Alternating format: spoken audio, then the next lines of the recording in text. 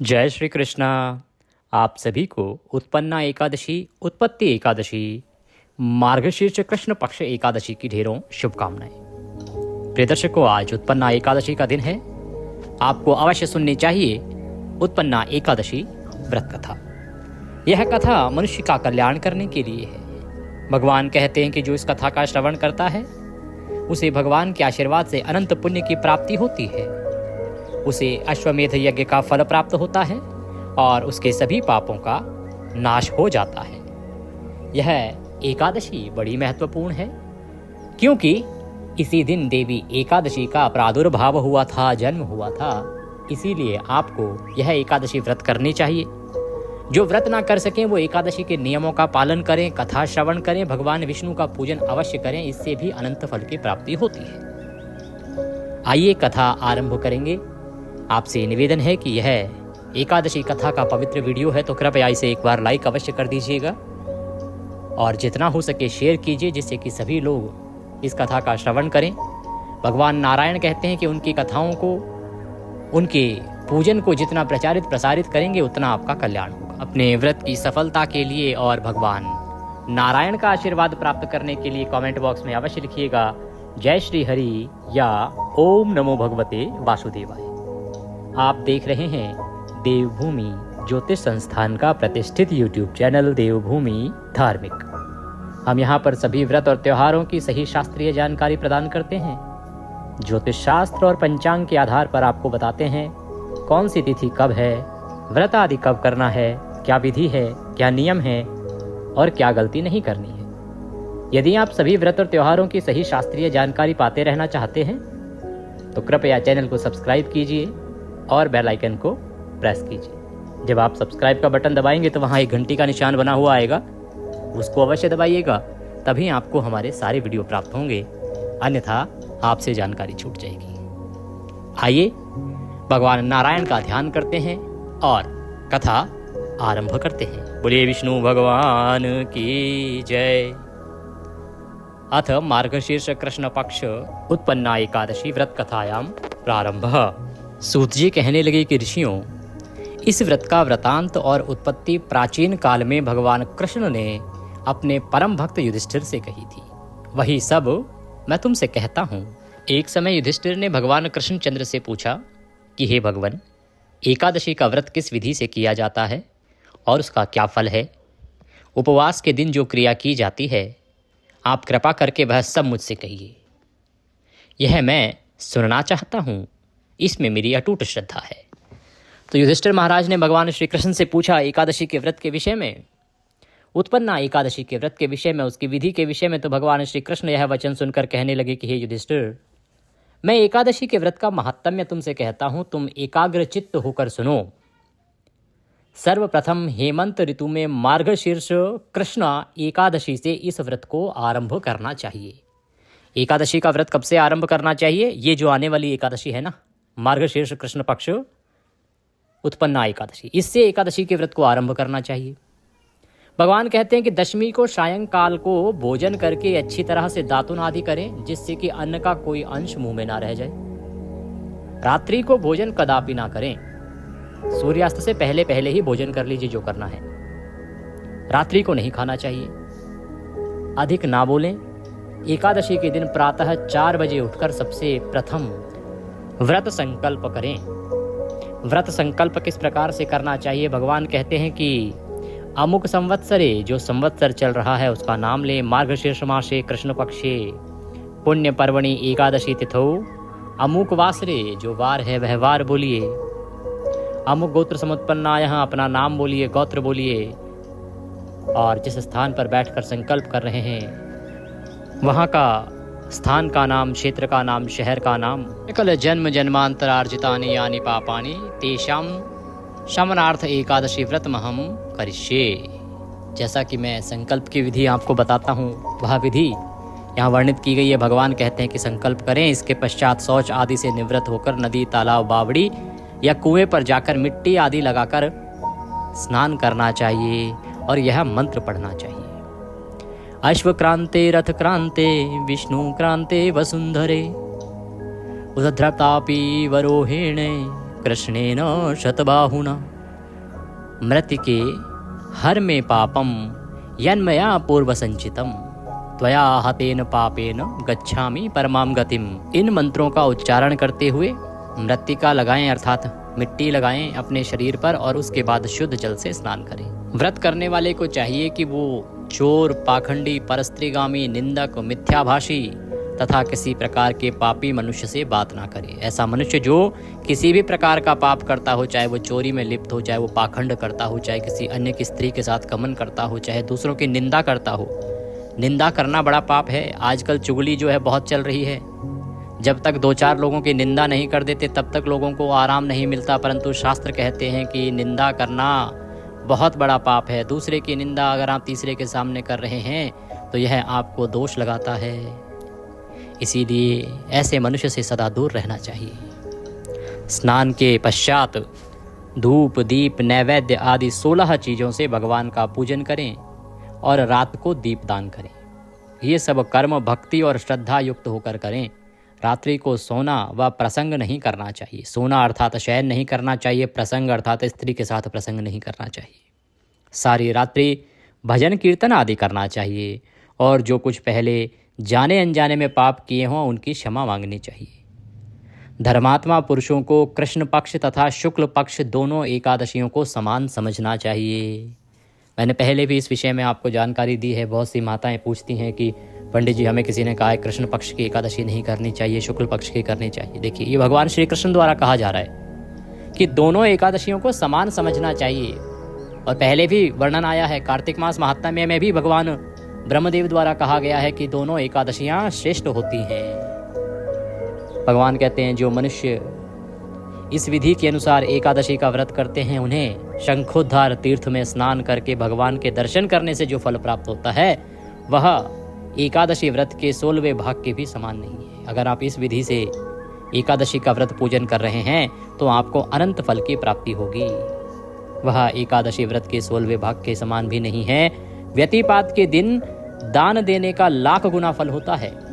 व्यतिपात योग हम आपको बताते हैं समय समय पर, एक विशेष योग बनता है। ये इसकी विशेषता ये होती है कि इस विशेष योग में जो दान देते हैं उसका पुण्य अन्य समय की तुलना में 1,00,000 गुना अधिक होता है। संक्रांति से 4,00,000 गुना तथा सूर्य ग्रहण में स्नान दान करने से जो फल प्राप्त होता है वही पुण्य एकादशी के दिन व्रत करने से प्राप्त होता है। तो ये इतने बड़े बड़े कर्म करने से जो फल मिलता है वह फल मात्र एकादशी का एक व्रत करने मात्र से प्राप्त हो जाता है। अश्वमेध यज्ञ के करने से 100 गुना तथा 1,00,000 तपस्वियों को 60 वर्ष तक भोजन कराने से 10 गुना और ब्राह्मणों अथवा 100 ब्रह्मचारियों को भोजन कराने से 1000 गुना पुण्य भूमि दान करने से होता है। उससे 1000 गुना पुण्य कन्यादान का होता है और उससे 10 गुना पुण्य विद्यादान करने से होता है। विद्यादान से 10 गुना पुण्य भूखे को भोजन कराने से होता है। अन्नदान के समान इस संसार में कोई ऐसा कार्य नहीं जिससे देवता और पितृ दोनों तृप्त होते हों, परंतु एकादशी के व्रत का पुण्य सबसे अधिक है। 1000 यज्ञों से भी अधिक इसका फल होता है। एकादशी के व्रत का प्रभाव देवताओं को भी दुर्लभ है। रात्रि को भोजन करने वाले को उपवास का आधा फल मिलता है और दिन में एक बार भोजन करने वाले को उसका आधा फल मिलता है, परंतु निर्जल व्रत रखने वाले का महात्म्य तो देवता भी वर्णन नहीं कर सकते। यहाँ पे एकादशी में आहार क्या लेना चाहिए और उसका फल कितना मिलता है उसके विषय में भगवान बता रहे हैं। और यहाँ जो भोजन की चर्चा है ना, वो अन्न भोजन नहीं है, ये फल का जो फल आहार करते हैं उसकी चर्चा हो रही है कि जो रात्रि को केवल एक बार फलाहार करता है उसका आधा फल है, जो दिन में भोजन कर लेता है अर्थात जो दिन में ही फलाहार कर लेता है उसका चौथाई फल होता है, अर्थात पूरे जितने व्रत का पुण्य फल है उसका चौथाई हिस्सा 25% ही उसको पुण्य फल मिलता है। और जो निर्जल रह के व्रत को करता है उसकी महिमा तो वर्णन ही नहीं की जा सकती। युधिष्ठिर कहने लगे, हे भगवान, आपने हजारों यज्ञ और लाख गौदान को भी एकादशी के व्रत के बराबर नहीं बताया। कहते हैं कि आपने कहा है कि जो हजारों यज्ञ करने से फल मिलता है, लाखों गौदान करने से फल मिलता है, वो एकादशी के पुण्य के सामने कुछ भी नहीं है। क्या कारण है? ये तिथि सब तिथियों से उत्तम कैसे हो गई? यह आपको इतनी प्रिय कैसे हो गई जिससे कि आप इस तिथि पर व्रत करने से सभी मनोकामनाएं पूर्ण करते हैं? यह मैं सुनना चाहता हूँ।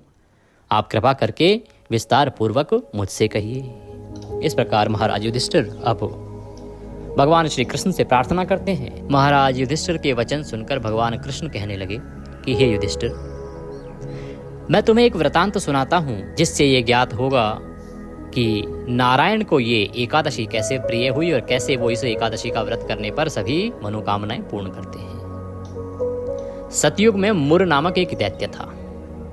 वह अत्यंत ही बलवान था और भयानक था। कहते हैं कि सतयुग की ये घटना है जब एक दैत्य था जिसका नाम था मुर। वो बड़ा भयानक, बहुत अधिक शक्तिशाली, और उस प्रचंड दैत्य ने इंद्र, आदित्य, वसु, वायु, अग्नि आदि सब देवताओं को पराजित कर दिया और पराजित करके भगा दिया।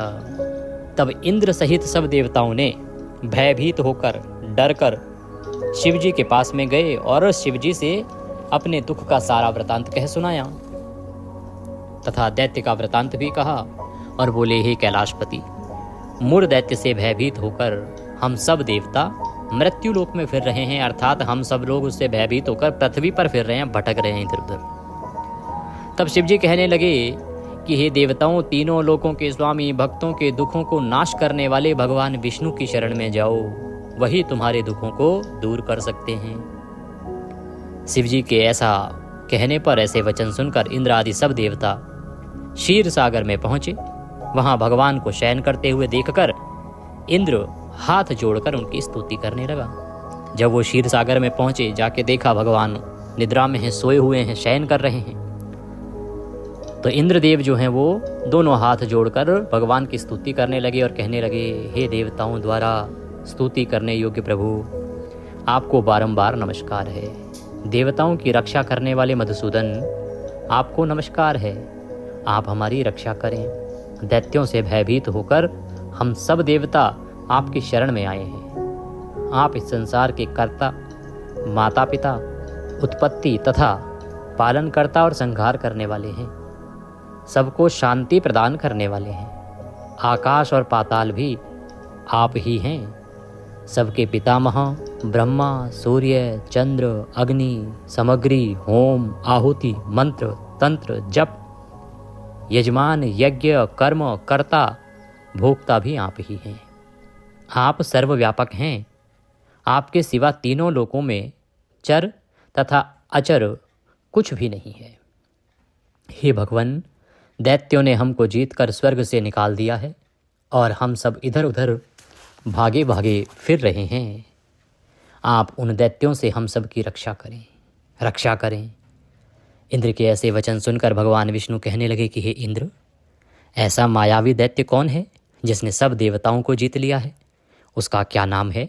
उसमें कितना बल है और किसके आश्रय है, अर्थात किसका उसके ऊपर हाथ है, तथा उसका स्थान कहाँ है? यह सब मुझसे कहो।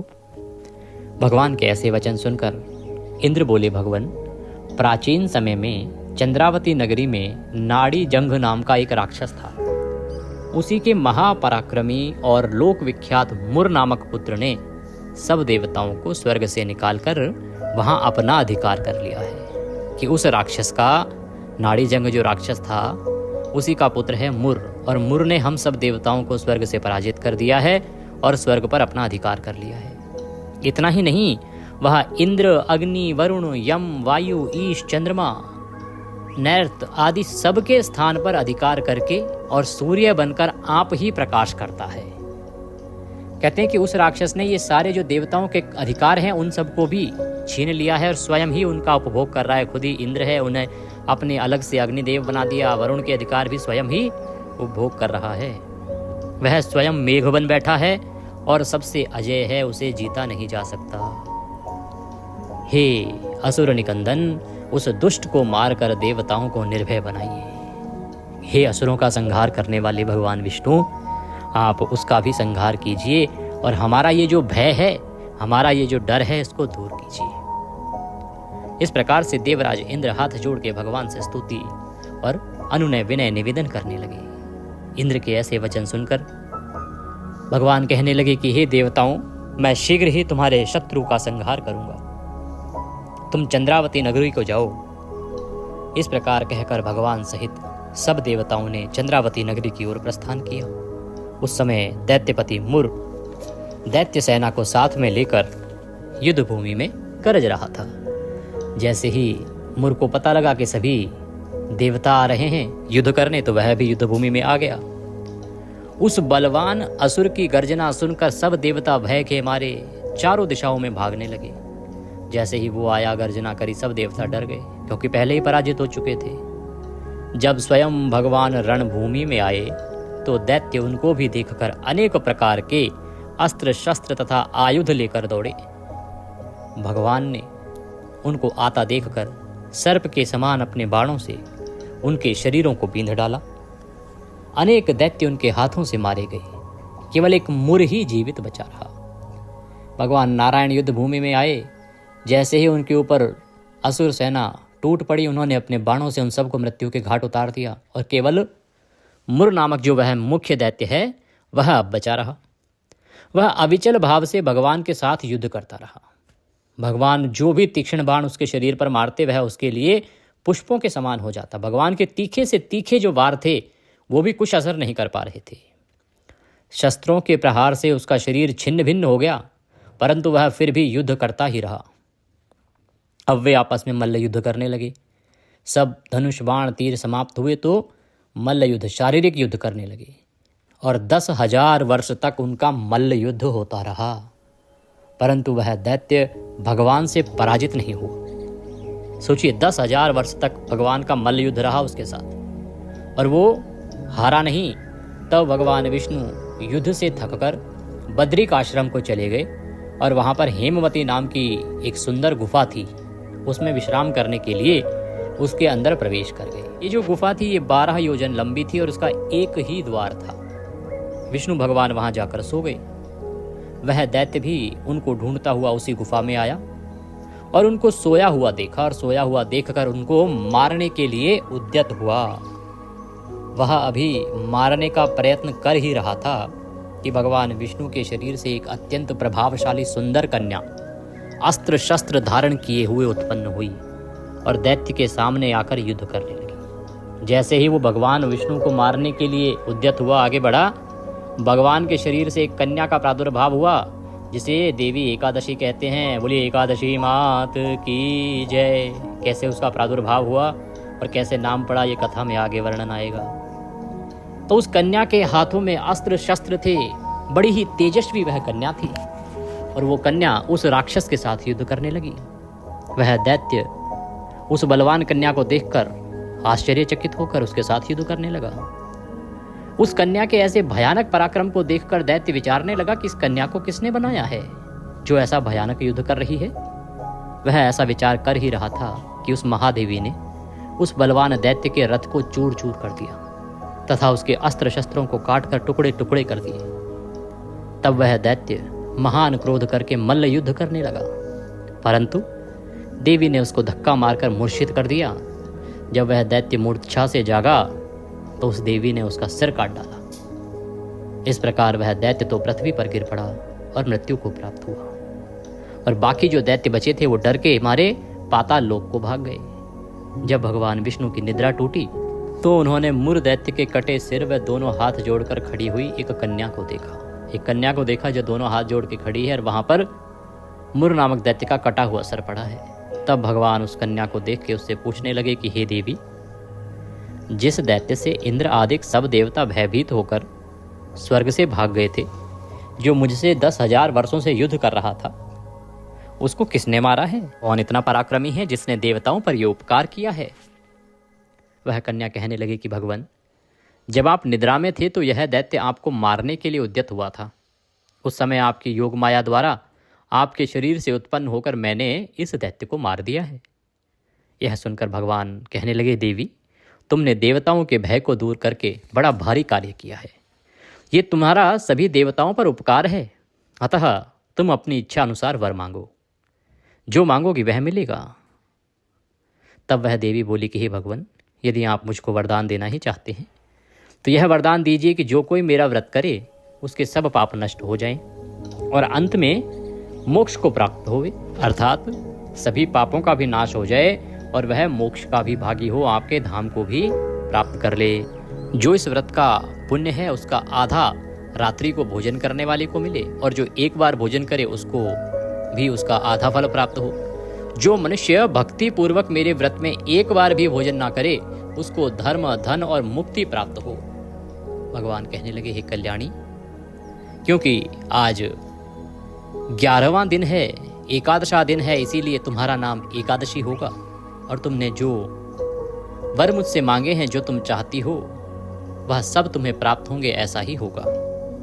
मेरे और तुम्हारे भक्त एक ही होंगे और वे अंत में मोक्ष को प्राप्त करके मेरे लोक को जाएंगे। जो विधि विधान से एकादशी का व्रत करेंगे, कथा सुनेंगे, मेरा पूजन करेंगे, उनको निश्चय ही मैं मोक्ष दूंगा और मेरी कृपा प्राप्त होगी। और क्योंकि ये मार्गशीर्ष मास कृष्ण पक्ष का 11वां दिन है, इसे हम एकादशी कहते हैं, इसीलिए तुम्हारा नाम आज से एकादशी ही होगा। तुम मुझे सब तिथियों से प्रिय होगी और इस कारण तुम्हारे व्रत का फल सब तीर्थों से अधिक फल देने वाला होगा। तुम्हारा व्रत सभी कल्याणों को प्राप्त करने वाला होगा। ऐसा कहकर भगवान विष्णु वहां से अंतर्ध्यान हो गए। कृष्ण कहते हैं कि प्रभु के उत्तम वचनों को सुनकर एकादशी अत्यंत प्रसन्न हुई। भगवान श्री कृष्ण कहते हैं कि हे युधिष्ठिर, सब तीर्थों के फल से एकादशी का फल सर्वश्रेष्ठ है। एकादशी व्रत करने वाले को मैं मोक्ष पद देता हूँ, उसके शत्रुओं का नाश एवं समस्त विघ्नों को नष्ट करता हूँ। यह मैंने तुमको एकादशी की उत्पत्ति का सब वृतांत बतलाया है। एकादशी पापों को नष्ट करने वाली तथा सिद्धि देने वाली है। उत्तम पुरुषों को दोनों पक्ष की एकादशियों को समान ही मानना चाहिए, कोई भेदभाव नहीं समझना चाहिए। जो मनुष्य इस एकादशी के महात्म्य को पढ़ता है अथवा सुनता है अथवा सुनाता है, उसको अश्वमेध यज्ञ का फल प्राप्त होता है और वह करोड़ों वर्षों तक विष्णु के लोक में वास करता है। वहां भी उसका पूजन होता है। जो मनुष्य एकादशी महात्म्य के चौथे भाग को पढ़ता है, उसके भी अनेक पाप नष्ट हो जाते हैं। विष्णु धर्म के बराबर दूसरा कोई धर्म नहीं है और एकादशी व्रत के समान दूसरा कोई व्रत नहीं है। इति उत्पत्ति एकादशी व्रत कथायां संपूर्ण। बोलिए कृष्ण भगवान की जय। इसी के साथ यह मार्गशीर्ष कृष्ण पक्ष एकादशी की कथा यहाँ समाप्त होती है। कथा सुनने के साथ ही आपको विष्णु सहस्त्र नाम का भी श्रवण करना चाहिए, आरती करनी चाहिए और फिर ब्राह्मण को कथा के निमित्त दान दक्षिणा आदि देके नियम के अनुसार दिन को व्यतीत करना चाहिए। नियमों की जानकारी हमने पूजा विधि के वीडियो में दी है और कथा में भी वर्णन आया है, उनका पालन कीजिएगा। आइए अब हम आरती आरंभ करते हैं। खड़े हो जाइए और दिया जला लीजिए। ये जो आरती है ये कपूर से करते हैं तो बड़ी कल्याणकारी कही गई है, तो अगर कपूर है तो कपूर प्रज्वलित कीजिए। ओम कर्पूर गौरम करुणावतारम संसार सारम भुजगेंद्रहारम सदा वसंतम हृदयारवृंदे भवम भवामी सहितं नमामि। ओम जय जगदीश हरे, स्वामी जय जगदीश हरे। भक्त जनों के संकट क्षण में दूर करे। ओम जय जगदीश हरे, जो ध्यावे फल पावे। दुख बिन से मन का, स्वामी दुख बिन से मन का। सुख संपत्ति घर आवे, कष्ट मिटे तन का। ओम जय जगदीश हरे, मात पिता तुम मेरे। शरण कहूँ मैं किसकी, स्वामी शरण कहूँ मैं किसकी। तुम बिन और न दूजा, प्रभु बिन और न कोई। आस करूँ मैं जिसकी। ओम जय जगदीश हरे, तुम पूर्ण परमात्मा, तुम अंतर्यामी। स्वामी तुम अंतर्यामी, पार ब्रह्म परमेश्वर तुम सबके स्वामी। ओम जय जगदीश हरे, तुम करुणा के सागर, तुम पालन करता। स्वामी तुम पालन करता। मैं मूर्ख खल कामी, कृपा करो भरता। ओम जय जगदीश हरे, तुम हो एक अगोचर, सबके प्राण पति स्वामी सबके प्राणपति। किस विध में लो दया में, कैसे आऊं शरण में, तुमको मैं कुमति। ओम जय जगदीश हरे। दीन बंधु दुख हरता, ठाकुर तुम मेरे, स्वामी रक्षक तुम मेरे। अपने हाथ बढ़ाओ, अपने शरण लगाओ, द्वार पड़ा मैं तेरे। ओम जय जगदीश हरे। विषय विकार मिटाओ, पाप हरो देवा, स्वामी कष्ट हरो देवा। श्रद्धा भक्ति बढ़ाओ, हृदय प्रेम बढ़ाओ, संतन की सेवा। ओम जय जगदीश हरे। तन मन धन सुख संपत्ति, सब कुछ है तेरा स्वामी, सब कुछ है तेरा। तेरा तुझको अर्पण, प्रभु जी को अर्पण, क्या लागे मेरा। ओम जय जगदीश हरे। पूर्ण ब्रह्म जी की आरती, जो कोई जन गावे, स्वामी प्रेम सहित गावे, प्रभु सुबह शाम गावे। कहत शिवानंद स्वामी, रटत हरि हर स्वामी, मन वांछित फल पावे। ओम जय जगदीश हरे। ओम त्वमेव माता च पिता त्वमेव, त्वमेव बन्धुश्च सखा त्वमेव, त्वमेव विद्या द्रविणं त्वमेव, त्वमेव सर्वं मम देव देव। मन्त्रहीनं क्रियाहीनं भक्तिहीनं सुरेश्वर, यद्पूजितं मया देवो परिपूर्णं तदस्तु मे। यदक्षरपदभ्रष्टं मात्राहीनं च यद्भवेत्, तत्सर्वक्षम्यतां देवो प्रसीदाय परमेश्वरः। अब आप शीतलीकरण कीजिए, जल लीजिए, चारों तरफ घुमाइए और छोड़ दीजिए। शीतलीकरण करके भगवान को आरती दीजिए, फिर स्वयं आरती लीजिए। पारिवारिक जन जो बैठे हैं साथ में, उन सबको आरती दीजिए और उसके बाद नियमों के अनुसार अब आप दिन को व्यतीत कीजिएगा। इस प्रकार से ये पूजा आपकी यहाँ आज समाप्त होती है। कल आपने पारण करना है। पारण की पूजा से संबंधित वीडियो मैंने अपलोड किया है। उसमें विशेष ध्यान देने वाली बात यह है कि सुबह सुबह पारण नहीं होगा, उसका ध्यान देना। प्रथम एकादशी है, पूजा विधि का वीडियो अवश्य ही देख लीजिएगा कि पारण की पूजा कैसे करनी है। दक्षिणा स्वरूप यदि कुछ भी भेजना चाहें तो आपकी स्क्रीन पर नंबर आ रहा है 900 से, इस पर भेज सकते हैं। ये जो साथ में QR कोड आ रहा है, उसको स्कैन करके सीधा हमारे बैंक खाते में भी भेज सकते हैं। कई बार नंबर पर पेमेंट अटक जाती नहीं हो पाती है, तो आप QR कोड स्कैन करके सरलता से भेज सकते हैं। कुछ और पूछना चाहें, कहना चाहें, कमेंट बॉक्स में लिख के पूछ सकते हैं। भगवान नारायण सब पर कृपा करें। जो भी हमारे दर्शक हैं, किसी भी देश से हैं, आप व्हाट्सएप के माध्यम से हमसे संपर्क साधेंगे तो आपको आसानी होगी अपने प्रश्नों के उत्तर प्राप्त करने में। हरे कृष्ण।